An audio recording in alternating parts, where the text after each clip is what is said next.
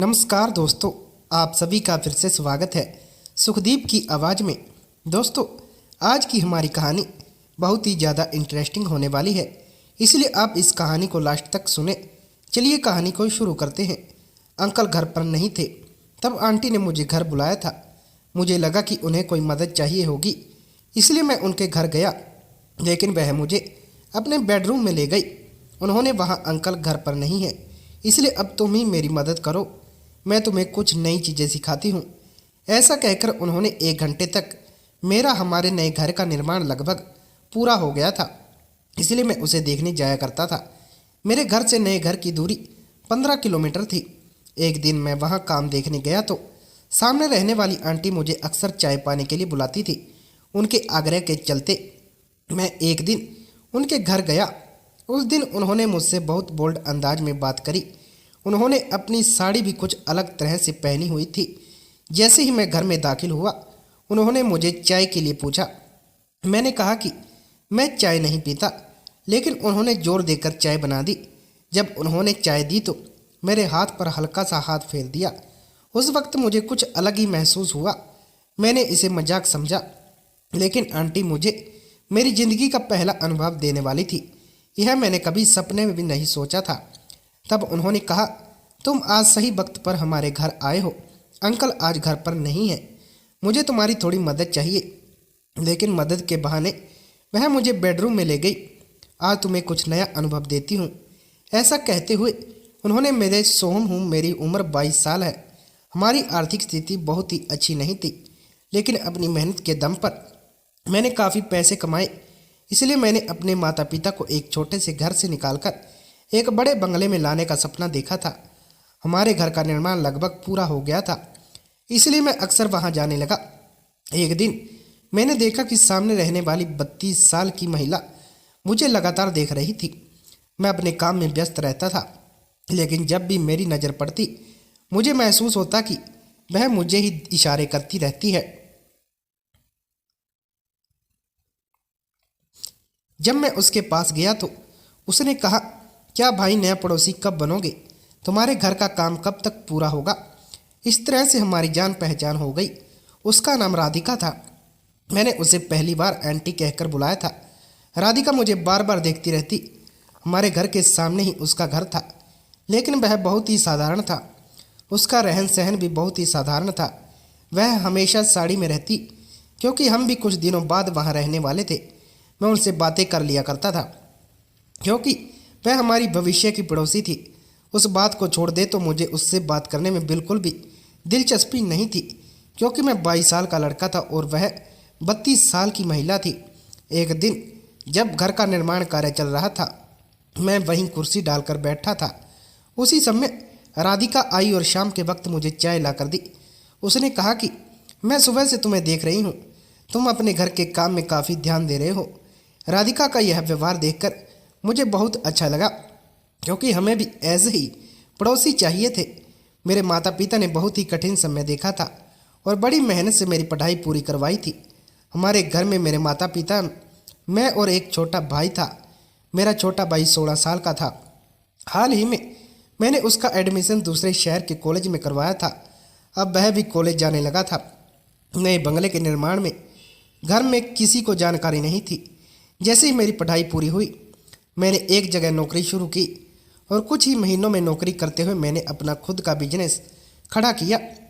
उस बिजनेस में कम समय में मुझे बहुत ही अच्छा मुनाफा हुआ और उसी के कारण मैं आज अपने इस बंगले का निर्माण करवा सका। मैं अपने माता पिता के लिए बहुत खुश था और भाई की पढ़ाई भी अच्छी चल रही थी। बीच बीच में मैं उससे मिलने उसके हॉस्टल जाया करता था। एक दिन मैं यह देखने के लिए गया कि निर्माण कार्य कितना हुआ है। तब मुझे पता चला कि मैंने विदेश से बंगले के लिए कुछ सामान मंगवाया था, जिसके आने में देर हो रही थी। इसलिए बंगले का निर्माण पूरा होने में अभी कुछ समय लगेगा।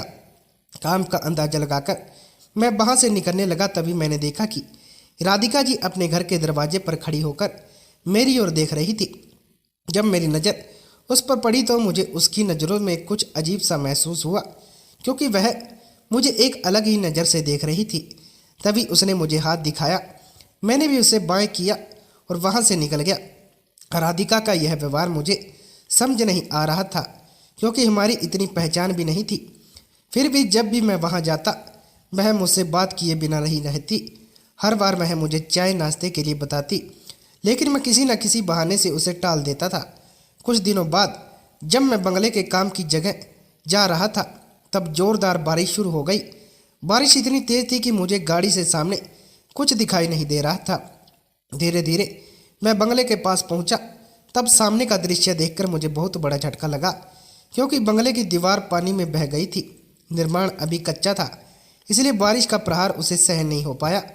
नुकसान को देखकर मैं बहुत ही निराश हो गया था। जोरदार बारिश के कारण वहाँ के मजदूर भी चले गए थे। तब मैं बंगले की आड़ में जाकर खड़ा हो गया।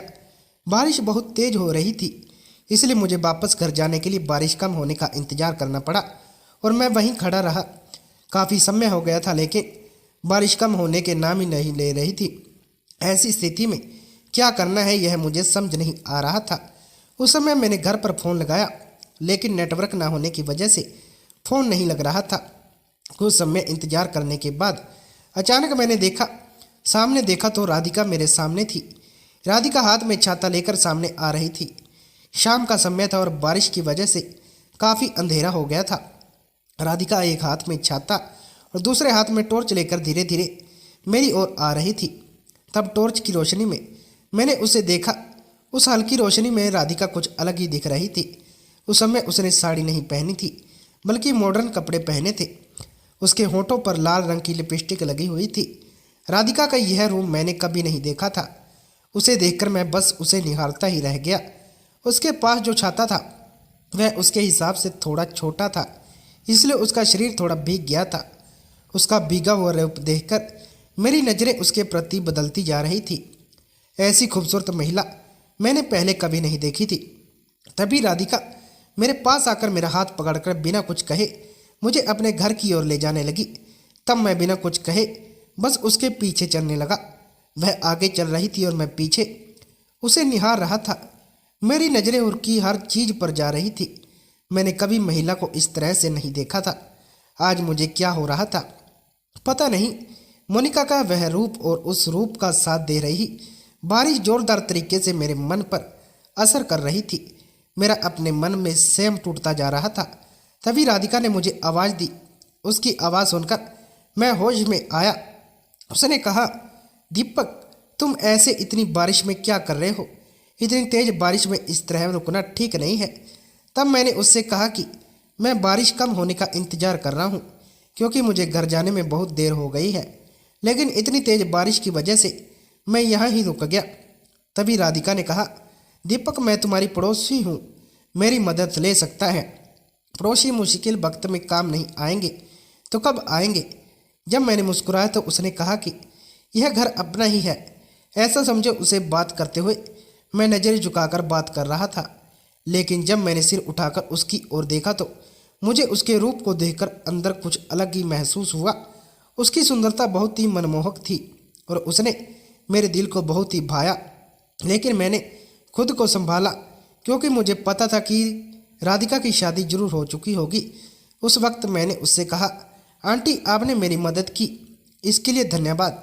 तब राधिका ने कहा, दीपक, और अगर मुझे कभी कुछ मदद चाहिए होगी तो तुम भी करोगे ना? उस वक्त मैंने उसकी ओर देखा और सिर हिला दिया। मैं बारिश में थोड़ा भीग गया था और मुझे ठंड लग रही थी। मैं कांप रहा था। तभी राधिका ने मेरा शर्ट उतारने की कोशिश की।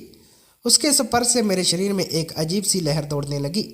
मुझे वह अच्छा भी लग रहा था और विश्वास भी नहीं हो रहा था। मैं उस समय दुविधा में था, समझ नहीं आ पाता था कि क्या करूं। मुझे वह बात अच्छी भी लग रही थी और उसका स्पर्श मेरे लिए नया था, इसलिए मैंने राधिका को रोका। उसके व्यवहार के बारे में मैंने उससे बात की। तब उसने कहा, दीपक, बिल्कुल चिंता मत करो, तुम्हारा शर्ट पूरा गीला हो गया है, इसलिए तुम्हें ठंड लग रही होगी। मैं तुम्हें अपने पति का एक शर्ट लाकर देती हूँ, उसे पहन लो। शर्ट लाकर देना तक तो ठीक था, लेकिन जब उसने मेरा शर्ट उतारने की कोशिश की तो मुझे थोड़ा अजीब लगा। मैंने उससे दूरी बनाते हुए कद पीछे हटा लिया। उसने मुझे अपने पति का एक शर्ट ला कर दिया, लेकिन वह शर्ट मुझे बिल्कुल फिट नहीं आ रहा था। उसने कुछ और शर्ट ला कर दी, लेकिन उनमें से कोई भी मुझे ठीक फिट नहीं हो रही थी। तब मैंने उससे कहा, अगर आपके पास कोई कंबल हो तो वह मुझे दे दीजिए, वह काफ़ी होगा। तब मोनिका ने मुझे एक कंबल ला कर दिया। मैं उस कंबल को लेकर उसके घर के सोफे पर बैठ गया। जब मैंने घड़ी में देखा तो रात के 11 बज चुके थे। मुझे घर जाने में बहुत देर हो गई थी। तभी राधिका मेरे लिए गर्मा गर्म सूप लेकर आई। उसने कहा, दीपक, यह सूप पी लो, तुम्हें अच्छा लगेगा। मैंने उसके हाथ से सूप लिया। राधिका का स्वभाव मुझे बहुत ही अच्छा लग रहा था। मुझे नहीं पता था कि पड़ोसी इतने अच्छे हो सकते हैं। मुझे थोड़ी भूख लगी थी, इसलिए सूप पीने के बाद मुझे थोड़ी राहत महसूस हुई। सूप पीते वक्त राधिका मेरे सामने बैठी थी। मेरा ध्यान बार बार उसकी ओर जा रहा था। उसकी सुंदरता देखकर मैं पूरी तरह से मंत्रमुग्ध हो गया था। इस दौरान राधिका ने मुझसे कहा, दीपक, अब तुम्हें घर जाने में काफ़ी देर हो जाएगी, इसलिए आज की रात तुम मेरे पास ही रुक जाओ। और हाँ, किसी भी चीज़ की चिंता मत करो, मैं तुम्हारा पूरा ध्यान रखूंगी। राधिका के एक एक शब्द अब मेरे कानों में जैसे मधु की तरह पड़ रहे थे, क्योंकि उसकी आवाज़ बहुत मीठी थी। उसे देखकर मुझे ऐसा लग रहा था कि मेरी पत्नी भी उसकी तरह ही होनी चाहिए। उस समय जब मैं यह सब सोच रहा था, तब राधिका ने मेरे पास आई। उसने एक हाथ मेरे कंधे पर रखा और दूसरा हाथ मेरे बालों पर फेरने लगी। उसने कहा, तुम्हारे बाल भी बहुत गीले हैं। वह मेरे बालों का पानी झटक रही थी। मोनिका का स्पर्श अब मुझे अच्छा नहीं लगने लगा था, लेकिन दूसरी तरफ मेरे मन में यह बात थी कि राधिका विवाहित है, उसने मेरी मदद की है, इसलिए मुझे इसका गलत फ़ायदा नहीं उठाना चाहिए। इसलिए मैंने राधिका से कहा, मुझे तुम्हारे पास रुकना सही नहीं लग रहा, लेकिन फिर भी आज की रात मैं रुक जाऊंगा और सुबह जल्दी से अपने घर चला जाऊंगा। बारिश भी रुकने का नाम नहीं ले रही थी और एक तरह से बारिश ने ही हमारी इस मुलाकात का कारण बना दिया था। मैं इस तरह राधिका की मदद समझ रहा था, लेकिन राधिका मेरे साथ रात को कुछ ऐसा करने वाली थी जो मेरे जीवन का पहला अनुभव होने वाला था। राधिका ने मुझे अपने बेडरूम में सोने के लिए कहा। आज दिन भर मैं बहुत थका हुआ था, इसलिए मुझे तुरंत नींद आ गई। जब सुबह मेरी आंख खुली तो मैंने देखा कि राधिका मेरे बगल में सो रही थी। उसका हाथ मेरी छाती पर था। उसे इस तरह अपने पास देखकर मैं थोड़ा दूर हो गया। वह रात की स्थिति में थी और उसी स्थिति में मेरे बगल में आकर सो गई थी। मुझे गहरी नींद में लगने के कारण पता नहीं चला कि वह मेरे पास कब आकर सो गई। जैसे ही मैं उठा, राधिका भी जाग गई। तब मैंने उनसे कहा, राधिका, यह क्या बेहुदा काम है, तुम मेरे पास आकर क्यों सोई? तब राधिका ने कहा, मैं बाहर सोफे पर सोई थी, लेकिन हाल में मुझे बहुत ही ठंड लग रही थी, इसलिए मैं तुम्हारे पास आकर सो गई। तब मैंने अपना शर्ट ढूंढना शुरू किया। मेरे शरीर पर तब भी शर्ट नहीं था। मुझे हॉल में मेरे शर्ट दिखा रही पहनकर मैं जल्दी से उसके घर निकल गया और अपनी गाड़ी में बैठकर अपने घर पहुंचा। घर पहुंचकर मैंने अपने माता पिता से कहा कि रात को बारिश हो रही थी, इसलिए मैं हॉल में ही थोड़ा रुक गया था। नहाने के लिए जब मैं बाथरूम में गया और शर्ट उतारी तो मैंने आईने में जो देखा, उसे देखकर मेरे पैरों तले से जमीन निकल गई। मैंने ध्यान से देखा तो मेरी छाती पर लिपस्टिक के निशान थे और मेरी पैंट भी थोड़ी गिल्ली थी। मुझे समझ नहीं आ रहा था कि राधिका ने यह सब मेरे साथ कब किया। मेरे मन में ढेर सारे सवाल उठने लगे। मुझे लगा कि राधिका ने मुझे जो सूप पिलाया था उसकी वजह से मुझे गहरी नींद आ गई थी और नींद में उसने मेरे साथ कुछ गलत किया, लेकिन मुझे कुछ भी मजबूर नहीं हो रहा था क्योंकि मुझे नींद आ रही थी। पिछली रात उसके घर में जो रोमांच का माहौल बना था, उसने मुझे राधिका के साथ साथ बहुत ही कुछ करने की इच्छा पैदा कर दी थी, लेकिन वह शादीशुदा थी, इसलिए मैंने अपने मन पर काबू रखा और खुद को फिसलने नहीं दिया। लेकिन जो कुछ हुआ उससे साफ था कि राधिका भी वही चाहती थी जो मेरे मन में था। उस दिन मैंने अपना सारा काम निपटा लिया और पूरे दिन मेरे मन में राधिका की छवि घूमती रही। मेरे मन में बार बार पिछली रात की राधिका की वह छवि आ रही थी, जिससे अब मेरे मन में जो इच्छा पैदा हुई थी उसे मैं राधिका के सामने बोलने की सोच रहा था। उसके बर्ताव से भी मुझे ऐसा ही कुछ महसूस हो रहा था, क्योंकि जब से मैं घर के निर्माण का काम देखने जाता था तब से ही उसकी नज़र मुझ पर थी। यह तो मुझे साफ दिख रहा था। 2 दिन बाद मैं बंगले के पास पहुंचा तो देखा कि मजदूरों ने घर की दीवार फिर से पहले जैसी कर दी। 2 दिन से बारिश भी नहीं हुई थी। मेरी नज़र राधिका के घर की तरफ गई तो देखा कि उसके घर का दरवाज़ा बंद था। आमतौर पर जब मैं वहाँ जाता था तो वह बंगले के पास आसपास दिखती थी, लेकिन आज राधिका कहीं नजर नहीं आ रही थी। मैंने इधर उधर देखा लेकिन वह कहीं नहीं दिखी। आखिरकार मैं उसके घर के दरवाजे के पास पहुंचा। मुझे अब उसे देखने की बेचैनी हो रही थी। जब मैं उसके घर के पास पहुंचा तो अंदर से कुछ मर्दों की आवाज़ें आ रही थी। मुझे लगा कि उसके घर में कोई मेहमान आए होंगे, इसलिए मैंने वहां लौटना ही बेहतर समझा और अपने बंगले की तरफ लौट गया। उसे देखने के लिए मेरी आंखों में बेचैनी हो रही थी, क्योंकि उससे मुझे पहला अनुभव मिलने वाला था। उस दिन शाम तक मैंने राधिका का इंतजार किया, लेकिन राधिका घर से बाहर नहीं आई। तब मैं घर की ओर जाने लगा। रास्ते में मुझे मेरा भाई यश मिला। उसे देखकर मैं हैरान हो गया, क्योंकि उस रास्ते पर मैंने उसे देखना अप्रत्याशित था। मैंने उसके पास जाकर गाड़ी रोकी तो वह मुझे डरा हुआ नजर आया। मैंने उससे पूछा, यश तुम इस वक्त यहाँ पर क्या कर रहे हो? तुम्हें तो इस समय हॉस्टल में होना चाहिए था। तुम आ रहे हो इसकी भी कोई खबर नहीं दी। तब यश ने कहा, भैया मैं आपको सब कुछ बताऊंगा, लेकिन पहले हम घर चलें। मुझे बहुत भूख लगी है और कई दिन से मुझे माँ के हाथ का खाना खाने की तीव्र इच्छा हो रही है। यश की बात सुनकर मैंने उसे गाड़ी में बिठाया और घर आकर उससे खाना खाया और तुरंत सो गया। उस रात भी मुझे नींद नहीं आ रही थी। मैं बार बार करवटें बदल रहा था। तभी अचानक यश अपनी जगह से उठकर कहीं जाने लगा। मैंने उसे आवाज़ दी, लेकिन उसने मेरी ओर देखा नहीं। मुझे समझ आ गया कि वह नींद में चल रहा है। मैंने उसे पकड़कर वापस उसकी जगह सुला दिया। अगले दिन मैंने ठान लिया कि कुछ भी हो जाए मैं राधिका से मिलूंगा, क्योंकि उसके बिना मुझे बेचैनी हो रही थी। मैं फिर से बंगले के पास पहुंचा और काम कितना हुआ है यह देखने लगा। तभी अचानक राधिका वहां आ गई। आज वह साधारण साड़ी में थी, लेकिन उसे देखकर मुझे पिछली रात की उसकी वही छवि दिखाई दी।